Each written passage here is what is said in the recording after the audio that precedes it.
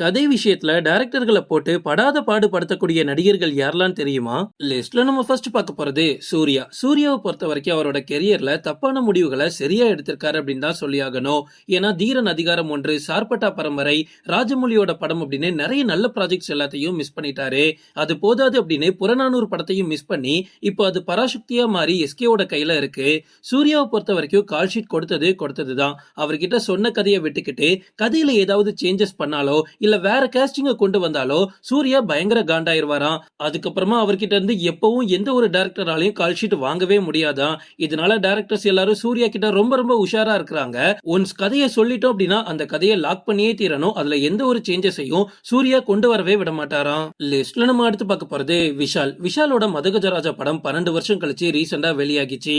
அப்பதான் எல்லாருக்குமே ஒரு விஷயம் புரியுது, 10-12 வருஷத்துக்கு முன்னாடி விஷால் கெரியரோட உச்சத்துல இருந்திருக்காரு அப்படின்னு.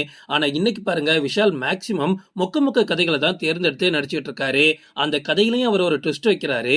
கதையை ஒரு தடவை சொல்லலாம், 2 தடவை சொல்லலாம். ஆனா விஷாலை பொறுத்த வரைக்கும் டைரக்டர்ஸ் படம் முடிகிற வரைக்கும் கதையை திரும்ப அவர்கிட்ட சொல்லிக்கிட்டே இருக்கணுமா.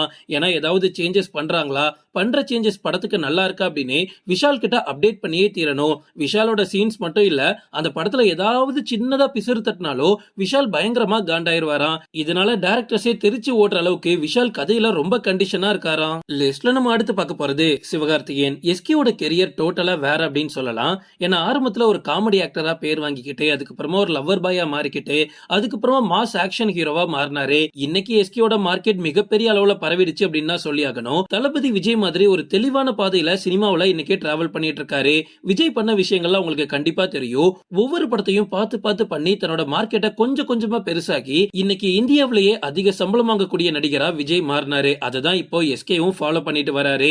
எஸ்கே ஆரம்பத்துல காமெடி பண்ணிட்டு இருக்கும்போது இதே மாதிரி சப்ஜெக்ட் தான் தொடர்ந்து நடிப்பார் அப்படின்னு நம்மளாம் நினைச்சிட்டு இருக்கும்போது அவரோட கம்ஃபர்ட் சோனை மொத்தமா அடிச்சு நொறுக்கிட்டு அமரன் அப்படின்ற ஒரு தரமான படத்தை பண்ணாரு. சரி, அடுத்தது மறுபடியும் கம்ஃபர்ட் சோனுக்குள்ள போய் உட்கார்ந்துருவார்னு பார்த்தா இப்போ பராசக்தி அப்படின்ற டோட்டலா வேற ஒரு ஜானர்ல எஸ்கே நடிச்சிட்டு இருக்காரு. இப்படிதான் ஒரு நேர்த்தியான கதைகள் வந்தா மட்டும்தான் சிவகார்த்தியன் அதை செலக்டே பண்ணுவாரா.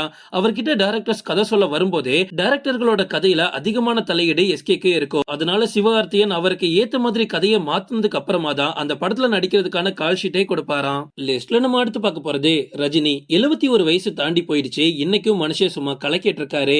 நம்ம தமிழ் சினிமாவோட முதல் 1000 கோடியை தரணும் அப்படின்னா அது ரஜினியால தான் முடியும் அப்படின்னு எல்லாருமே நம்பிட்டு இருக்காங்க. இந்த மனுஷன் ஆரம்பத்துல இருந்து இப்ப ரிலீஸ் ஆக போற கூலி வரைக்குமே கதையில ரஜினிக்கு ஏத்த மாதிரி மாற்றங்கள் பண்ணியே தீரணும். இல்ல அப்படின்னா அவர்கிட்ட இருந்து கால் ஷீட்டே கிடைக்காது. ரஜினி ஒரு படத்துல யார் நடிக்கணும், அந்த கதையில என்ன மாதிரி மாற்றங்கள் வேண்டும் அப்படின்னு ஓப்பனா டைரக்டர்ஸ் கிட்ட கேட்டுருவாரு.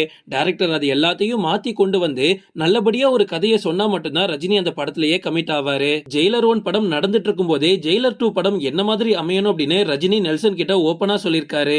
லிஸ்ட்ல நம்ம அடுத்து பார்க்க போறது கமல். உலக நாயகனா இருக்கக்கூடிய கமல் இன்னைக்கு நிறைய யங்ஸ்டர்ஸ்க்கு சினிமாவை பொறுத்த வரைக்கும் ஒரு என்சைக்ளோபீடியா தான். அப்ப டைரக்டர்ஸ்க்கு மட்டும் சொல்லவா வேணும். நிறைய டைரக்டர்ஸ் கமல் கிட்ட வந்து கதை சொல்லும் போது கமலை பார்த்து பயந்துகிட்டே தான் வருவாங்க. ஏன்னா ஒரு சின்ன தப்பு இருந்தாலும் அவர் ஈஸியா அதை கண்டுபிடிச்சிருவாரு. சோ கமலுக்கு எப்போ ஒரு கதையில சாட்டிஸ்ஃபை ஆகுதோ அப்போ மட்டும்தான் அந்த படத்துல நடிப்பாரு. ஒருவேளை கதையோட கரு ரொம்ப பிடிச்சு போச்சு அப்படின்னா அதை டைரக்டர்ஸ் கிட்ட சொல்லி இதை வச்சு நீங்க டெவலப் பண்ணிட்டு வாங்க, இந்த மாதிரி சில சீன்ஸை நீக்கிருங்க, இந்த மாதிரி சீன்ஸை ஆட் பண்ணிக்கோங்க அப்படின்னு கமல் சொல்றதுதான் அவரோட படத்துல முக்காவாசி நடக்கும். ஆனா அது மேக்சிமம் ஃபெயிலியர் ஆகாது.